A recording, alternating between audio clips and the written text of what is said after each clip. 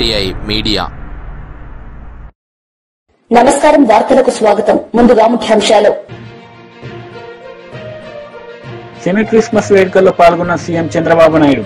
ఈ సందర్భంగా ప్రసంగం.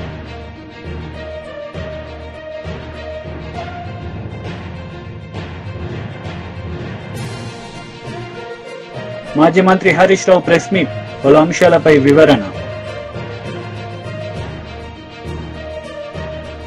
సెమీ క్రిస్మస్ వేడుకల్లో సీఎం చంద్రబాబు నాయుడు పాల్గొన్నారు. ఈ సందర్భంగా ఆయన ప్రసంగించారు. గౌరవనీయులు Shri reverend Sajja Ratnakumar garu, Sri reverend U Joseph Ratnakar garu, reverend K Ravikumar గారు, రెవరెండ్ సిహెచ్ బుజ్జిబాబు గారు, రెవరెండ్ విజయ్ కుమార్ కొడాలి గారు, వేదికపై ఉన్నటువంటి గౌరవ పార్లమెంట్ సభ్యులు శివనాథ్ గారు, చీఫ్ సెక్రటరీ నీరబ్ కుమార్ ప్రసాద్ గారు, డీజీపీ ద్వారకా తిరుమలరావు గారు, విధాన మండలి చైర్పర్సన్ జకియా కానం గారు, గౌరవ శాసనసభ్యులు గద్దె రామ్మోహన్ రావు గారు, యార్లగడ్డ వెంకట్రావు గారు, ఉండవల్లి శ్రీదేవి గారు, ఈరోజు పెద్ద ఎత్తున ఈ కార్యక్రమానికి విచ్చేసినటువంటి క్రైస్తవ సోదరి సోదరులందరికీ పేరు పేరున మనస్ఫూర్తిగా నమస్కారాలు, అభినందనలు, శుభాభినందనలు. మీ అందరూ కూడా హ్యాపీ క్రిస్మస్. ఈరోజు ఇక్కడుండే వాళ్లే కాకుండా ఆంధ్రప్రదేశ్ రాష్ట్రం, అటు తెలంగాణ రాష్ట్రం,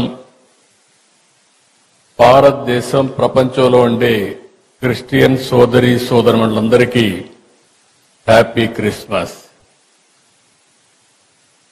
యేసు ప్రభు జన్మించిన రోజు మనం క్రిస్మస్ జరుపుకుంటున్నాం. లోక రక్షకుడైన ప్రభు కరుణా కటాక్షాలు ఉండాలని ఆకాంక్షిస్తూ పెద్ద ఎత్తున ఈ కార్యక్రమాన్ని మనం నిర్వహించుకుంటున్నాం.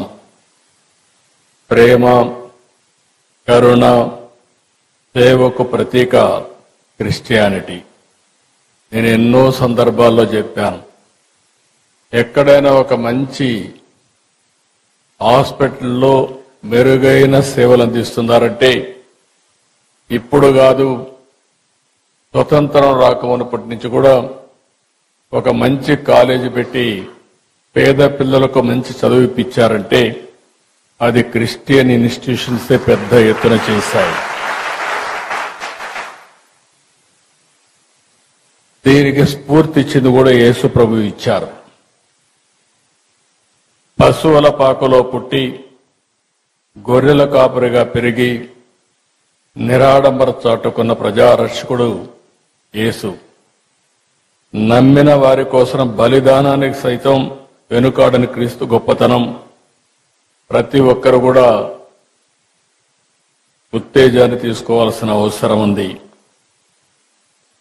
నేను ఎప్పుడు వచ్చినా మీతో మాట్లాడుతూ ఉంటే మీ ఉత్సాహం చూసినప్పుడు ఒక స్ఫూర్తిదాయకమైన సందేశాన్ని ఇక్కడి నుంచి పొందుతున్నాం. ఎల్లప్పుడూ కూడా మనందరం ప్రభు త్యాగాన్ని స్మరించుకోవాలి, శాంతి మార్గాన్ని అనుసరించాలి, ప్రేమ తత్వాన్ని పెంచుకోవాలి, ఈర్ష్య ద్వేషాలు పరారదొలాలి, అబద్ధం, లంచం వంటి పాపాలకు దూరంగా ఉండాలి. ఈరోజు రోజు రోజుకు విలువలు పడిపోయే ఈ సమయంలో కనీసం మనం చూస్తే డిసెంబర్ నుంచి జనవరి అంతవరకు కూడా, ఫస్ట్ వీక్ అంతవరకు కూడా ప్రపంచమంతా పెద్ద ఎత్తున జరుపుకునే ఏకైక పండుగ ఈ క్రిస్మస్ అని చెప్పి కూడా నేను మీకు తెలియజేస్తున్నా. అందుకనే నేను కూడా మీరు ఒకసారి చూస్తే ఇప్పుడే కాదు, మొట్టమొదటిసారిగా నేను సమైక్య ఆంధ్రప్రదేశ్లో ముఖ్యమంత్రిగా ఉన్నప్పుడు గవర్నమెంట్ తరపున క్రిస్మస్, ప్రీ క్రిస్మస్ ఈవెంట్ జరపాలని ఆ రోజు ఒక హైదరాబాద్లోనే కాకుండా అన్ని జిల్లాల్లో కూడా కార్యక్రమాలు నిర్వహించిన పార్టీ తెలుగుదేశం పార్టీ అని చెప్పి కూడా నేను మీకు తెలియజేస్తున్నాను. ఎప్పుడు కూడా నేను ఒకటే ఆలోచిస్తాను, మైనారిటీ వర్గాల సంక్షేమానికి భద్రతకు ఎప్పుడూ నేను అండగా ఉంటాను. ఒకసారి అయితే సమైక్య ఆంధ్రప్రదేశ్లో చర్చ్ పైన దాడులు జరిగితే స్వయంగా నేనే వచ్చి ఇన్వెస్టిగేషన్ చేసి మళ్లీ అలాంటి సంఘటనలు జరగకుండా పూర్తిగా కంట్రోల్ చేసింది తెలుగుదేశం ప్రభుత్వం అని ఇప్పుడు గుర్తు చేస్తున్నాను. ఇంకొక పక్క విభజన తర్వాత కూడా మీరు ఒకసారి చూస్తే ఏదైతే క్రిస్టియన్స్ కోసం సంక్షేమం కోసం ఎక్కువ ప్రాధాన్యత ఇచ్చాం. తాడేపల్లిలోని పార్టీ కేంద్ర కార్యాలయంలో వైఎస్ఆర్సీపీ సీనియర్ నాయకులు MLC Lella Appireddy press meet నిర్వహించారు. ఈ సందర్భంగా ఆయన మాట్లాడారు. కమిటీ నిర్ధారిస్తూ ఉంటుంది, కానీ ఇవాళ ఈ రాష్ట్రంలో 40 సంవత్సరాల నుంచో 50 సంవత్సరాల నుంచో పత్రికలు నడుపుతున్నామని, ఆ పత్రికలకు సంబంధించి ఇవాళ ఆ పత్రికల్లో రాస్తున్నటువంటి రోతరాతలు చూస్తూ ఉంటే ఇవాళ ముఖ్యమంత్రిగా ఉన్నటువంటి చంద్రబాబు నాయుడిని ఆకాశానికి ఎత్తే పరిస్థితులు, జగన్మోహన్ రెడ్డి గారు ఏదో భద్రతా పరంగా ప్రభుత్వ ధనాన్ని ఖర్చు పెట్టినట్టుగా చూపే భావాలతో ఇవాళ ఆ పత్రికలు చేస్తున్నటువంటి విషప రాతల్ని వైఎస్ఆర్ కాంగ్రెస్ పార్టీగా ఖండిస్తా ఉన్నాం. మీరు కూడా ఆలోచన జరుగుతా ఉన్నా, ఏ అంశాన్ని తీసుకున్నా కూడా అబద్ధాలకు రెక్కలు కట్టి అదేదో ప్రపంచమంతా కూడా తిరిగి రావాలనే భావంతో మీరు చేస్తున్నటువంటి పోకళ్ళు కూడా ప్రజాస్వామ్యంలో మంచిది కాదన్న అభిప్రాయాన్ని కూడా చాలా స్పష్టంగా సూటిగా ఎల్లో మీడియాకి నేను చెప్పదలుచుకున్నా. జగన్మోహన్ రెడ్డి గారు ముఖ్యమంత్రిగా ఆయన కొనసాగిన కాలంలో సంవత్సరానికి 90 కోట్ల రూపాయలు 980 మంది భద్రతకు సంబంధించినటువంటి అధికారులు పోలీసులు వినియోగించున్నట్లుగా ఈరోజు కూడా మీడియాలో వచ్చినటువంటి పరిస్థితులు. నేను ఇందాక చెప్పా, అసలు ముఖ్యమంత్రికి సంబంధించి ఏ విధమైనటువంటి భద్రత ఉండాలనేది ముఖ్యమంత్రి గారు నిర్ణయించుకోరు. దయచేసి గమనించమని కోరుతా ఉన్నా, ముఖ్యమంత్రి గారికి సంబంధించినటువంటి భద్రతని రాష్ట్ర పోలీసు విభాగం, ఇంటెలిజెన్స్ విభాగం ఒక కమిటీగా ఎస్ఆర్సీ కమిటీగా ఉండి ఆ కమిటీ ద్వారా ప్రజాబలం కలిగినటువంటి నాయకులు ప్రజల్లోకి వెళ్లే పరిస్థితుల్లో వాళ్ళకి ఏ విధమైనటువంటి భద్రత కల్పించాలనే ఆలోచనలే కాబట్టి సిఫార్సు చేస్తే వ్యవస్థలు భద్రతని సమకూరుస్తూ ఉంటారు. కానీ ఏమీ లేవు. చంద్రబాబు నాయుడిని గొప్పవాడుగా, చంద్రబాబుని నిరాడంబరుడుగా, చంద్రబాబు అసలు భద్రతే వాడుకోని విధంగా కేవలం 121 మంది భద్రతా సిబ్బంది ఆయనకు ఉన్నట్టుగా ఇవాళ కథనాలతో ప్రజల్ని మభ్యపెట్టడానికి చేస్తున్నటువంటి ప్రయత్నాలు. ఇవాళ వాస్తవానికి వెళితే ఇవాళ ఆ రోజున జగన్మోహన్ రెడ్డి గారికి ఉన్నటువంటి సెక్యూరిటీ మనం కూడా ఆలోచిద్దాం. ఇది ఏదో వైఎస్ఆర్ కాంగ్రెస్ పార్టీగా నేను మాట్లాడుతున్నటువంటి మాటలు కాదు. 5 సంవత్సరాల పాటు ఈ రాష్ట్రంలో ఎస్ఆర్సీ కమిటీ చేసినటువంటి సిఫార్సుల మేరకు జగన్మోహన్ రెడ్డి గారికి భద్రత కల్పించినటువంటి అంశాలు ఇవన్నీ కూడా ప్రభుత్వం దగ్గర రికార్డ్స్ ఉంటాయి. నేను చెబుతానో మరోడు చెబుతానో ఆ అంకెలు తారుమారు కావు. వాళ్ళ అధికారంలో ఉన్నటువంటి కూటమి ప్రభుత్వ నేతలకు కూడా చెప్తా ఉన్నా, మీరు వెరిఫై చేసుకోండి. 5 సంవత్సరాల కాలంలో ఆయన రెగ్యులర్ గా ఆయన సెక్యూరిటీ సంబంధించి కృష్ణా జిల్లా గుడవరు గ్రామంలో అభివృద్ది పనులను పవన్ కళ్యాణ్ పరిశీలించారు. ఈ సందర్భంగా ఆయన మాట్లాడారు.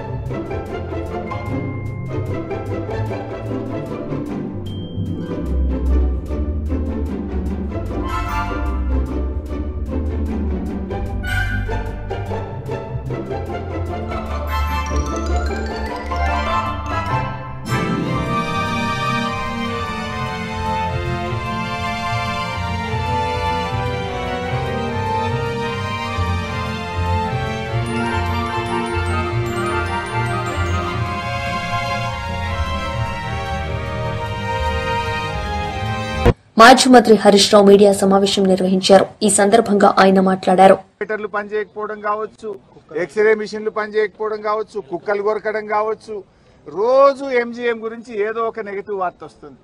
ఎంజీఎం పోతే మందులే లేవు బయటకు రాస్తున్నారనే వార్తలు కూడా నేను టీవీల్లో పత్రికల్లో చూస్తా ఉన్నా. అంటే ఆసుపత్రి నిర్వహణ పూర్తిగా ఫెయిల్ అయిపోయింది. పేదలకు సరి అయిన వైద్యం దొరకడం లేదు. ఉన్న ఎంజీఎంను పట్టించుకోవడం లేదు. దాదాపు 84% పూర్తయినటువంటి ఆసుపత్రిని పడావు పెట్టి దాన్ని పూర్తి చేయకుండా తీవ్రమైనటువంటి నిర్లక్ష్యం చేస్తా ఉన్నారు. ఆ రోజు ఈ 24 ఫ్లోర్స్ తోని ఇంత గొప్ప టవరు వరంగల్ నగరానికే ఒక ఐకానిక్ గా ముఖ్యమంత్రి గారు కేసీఆర్ గారు రూపకల్పన చేశారు. G+23 ఫ్లోర్స్ ఆ రోజు మేము అనుకున్నది ఏంటంటే అప్ టు 60 మీటర్స్ అంటే 14 ఫ్లోర్లు, 14 ఫ్లోర్ వరకు హాస్పిటల్ ఉంటుంది. 14 నుంచి 24 వరకు మిగతా 10 ఫ్లోర్లలో పీజీ స్టూడెంట్స్ అకామిడేషను, డాక్టర్ల అకామిడేషను, స్టాఫ్ నర్సుల అకామిడేషను, బ్లడ్ బ్యాంకు, ల్యాబ్స్, ప్రొఫెసర్లకు, సూపరింటెండెంట్లకు వాళ్ళ ఆఫీసు, ఇవన్నీ కూడా మిగతా 10 ఫ్లోర్లలో ఏర్పాటు చేశాం. అంటే మొదటి 14 ఫ్లోర్లలో హాస్పిటల్ను, మిగతా 10 ఫ్లోర్లలో బ్లడ్ బ్యాంకులు, మన టెస్టింగ్ సెంటర్లు, labs, quarters, PG students quarters, doctors quarters, ఇవన్నీ కూడా జాగ్రత్తగా అందరు ఇక్కడే ఉంటే ఎమర్జెన్సీ సేవలు బాగా అందుతాయని ఎంతో ప్రణాళికబద్ధంగా చేశాం. అయితే ఈ ప్రభుత్వం వచ్చినాక ఏదో ఒకటి, ఎందుకంటే వాళ్ళు బురద జల్లడమే లక్ష్యం తప్ప ఒక మంచి పనిని ముందుకు తీసుకుపోయే సోయి ఈ కాంగ్రెస్ ప్రభుత్వానికి లేకపోయింది. వాళ్ళు ఏమంటారు, 24 అంతస్తుల హాస్పిటల్ ఉంటుందా అని కొత్త కథ పెట్టింది. వాస్తవానికి మనం ప్లాన్ చేసింది G+13 వరకే హాస్పిటల్, పైనంతా కూడా ల్యాబ్స్, లైబ్రరీలు, స్టూడెంట్స్ హాస్టల్స్ అన్నీ కూడా అందులో ఏర్పాటు చేశాం. మరి జైపూర్లో మొన్నటిదాకా కాంగ్రెస్ గవర్నమెంటే ఉండే, అశోక్ గెహ్లాట్ అని కాంగ్రెస్ ముఖ్యమంత్రి ఉండే. జైపూర్లో 110 మీటర్ల ఎత్తున 24 అంతస్తులతో జైపూర్లో ఇదే కాంగ్రెస్ గవర్నమెంట్ అక్కడ హాస్పిటల్ కడతా ఉంది. ఇప్పుడు అక్కడ కూడా గవర్నమెంట్ మారింది, కానీ అక్కడ వచ్చిన BJP government as it is ఆసుపత్రిని పూర్తి చేస్తా ఉంది. మన హాస్పిటల్ హైట్ ఏమో 91 మీటర్లు, ఇది 91 మీటర్స్. కానీ జైపూర్లో అశోక్ గెహ్లాట్ కాంగ్రెస్ ముఖ్యమంత్రి కట్టింది 110 మీటర్లతోని. మరి అక్కడ కూడా ఆసుపత్రి ఆయన ప్రారంభించిండు. అంటే అక్కడ కాంగ్రెస్ పార్టీ చేస్తే ఒప్పు, ఇక్కడ బీఆర్ఎస్ పార్టీ చేస్తే తప్పు. ఇది కాంగ్రెస్ నీతి. మీరు అనవసరంగా బేషిజాలకు పోయో ఎంతసేపు గత ప్రభుత్వం చేసిన దాన్ని ఆపాలనో, కోడిగుడ్డు మీద ఈకలు బీకినట్టు ఈకలు బీకాలనే ప్రయత్నం చేయడం మానండి. ప్రజలకు వైద్యం అందాలి, పేదలకు మేలు జరగాలి. 2000 పడకల సూపర్ స్పెషాలిటీ ఆసుపత్రి వరంగల్లో వస్తే ఎంతో మంది పేద ప్రజలకు ఉచితంగా గుండె శస్త్రచికిత్సలు, కిడ్నీ శస్త్రచికిత్సలు, లివర్ మార్పిడీలు కావచ్చు, అన్ని రకాల వైద్యం, ముఖ్యంగా క్యాన్సర్ బారిన చాలా మంది ఇబ్బంది పడి వేల లక్షల రూపాయల అప్పుల పాలైతా ఉన్నారు.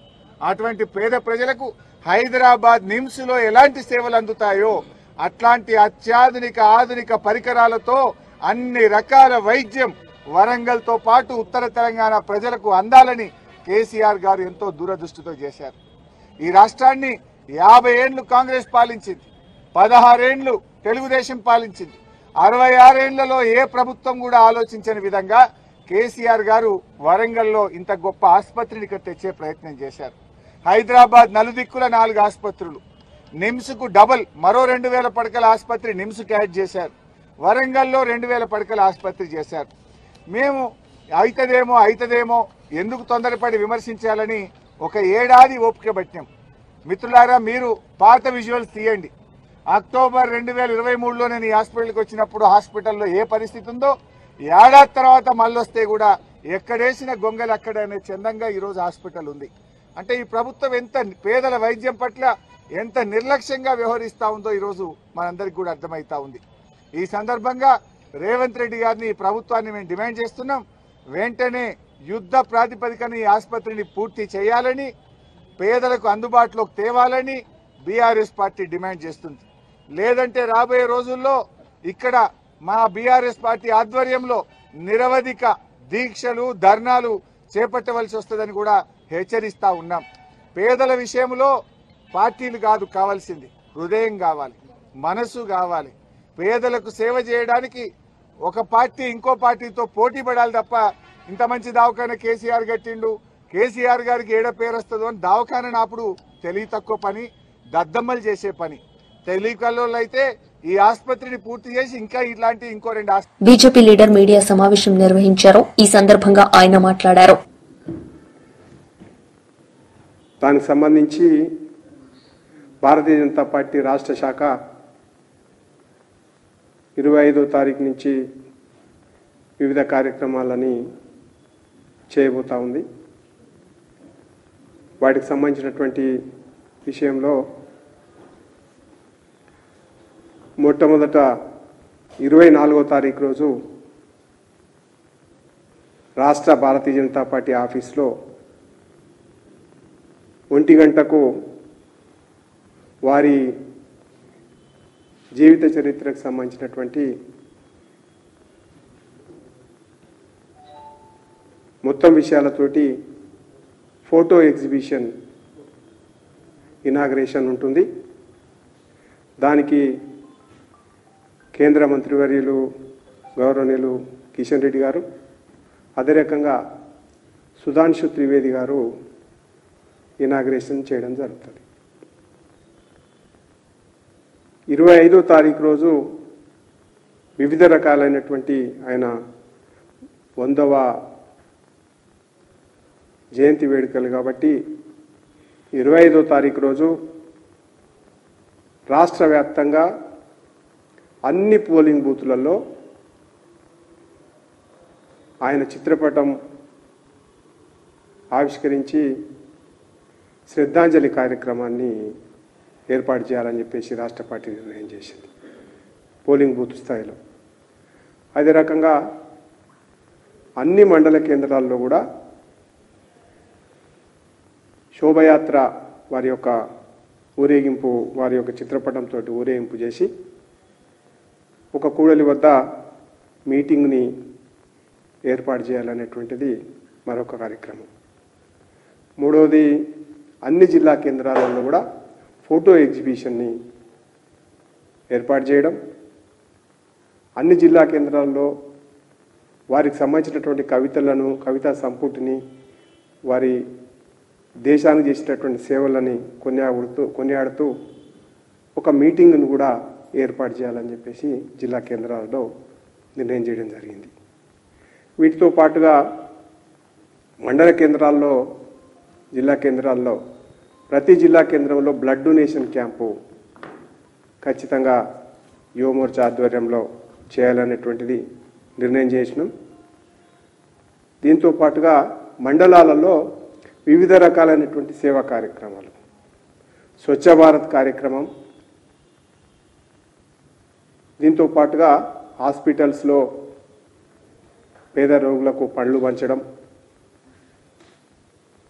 తర్వాత స్ట్రీట్ అంటే వీధులలో పేదవాళ్ళు ఉన్న వాళ్లకు చలికాలం దుప్పట్లు, రకరకాల సర్వీస్ కార్యక్రమాలని చేయాలని చెప్పేసి నిర్ణయం చేయడం జరిగింది. దీంతో పాటుగా హైదరాబాద్లో ముఖ్యంగా 11 గంటలకు స్టేట్ ఆఫీస్లో బ్లడ్ డొనేషన్ క్యాంప్. వార్తలు ముగించే ముందు ముఖ్యాంశాలు మరోసారి. సెమీ క్రిస్మస్ వేడుకల్లో పాల్గొన్న సీఎం చంద్రబాబు నాయుడు. ఈ సందర్భంగా ప్రసంగం.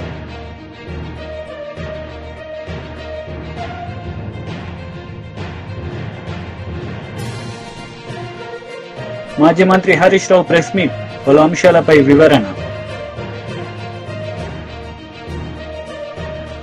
ఈ వార్తలు ఇంతటితో సమాప్తం. తిరిగి ప్రసారమయ్యే వార్తల్లో మళ్ళీ కలుద్దాం. అంతవరకు సెలవు. నమస్తే.